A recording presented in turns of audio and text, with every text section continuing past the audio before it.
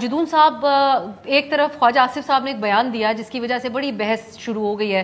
انہوں نے کہا جب تک زیرو رسک نہیں ہوگا ان کے لیے، تو زیرو رسک سے آپ نے کیا مراد لی، اور نواز شریف صاحب کے لیے قانونی طور پر اب کیا صورتحال ہو سکتی ہے اگر وہ آج ڈیسائیڈ کریں واپس آنے کا؟ نہیں دیکھیں، تو آپ خواجہ صاحب کا مجھے نہیں پتا انہوں نے کس کانٹیکسٹ میں یہ بیان دیا ہے. قانونی میں دیکھیں ان کا کیس کی بالکل بنیاد ہی نہیں تھی. کیس دیکھیں دو، اگر وہاں پہ جو مریم نواز شریف اور کیپٹن صفدر وہ آلریڈی ایکوٹل ہو چکی ہیں. ان کے کیس کے اندر آپ دیکھیں نا، جب کیس آگے چلا ہے تو سب سے پہلے اس ٹرائل کورٹ نے لکھ دیا تھا جی کہ اس میں کرپشن کا کوئی چارج ہی نہیں ہے.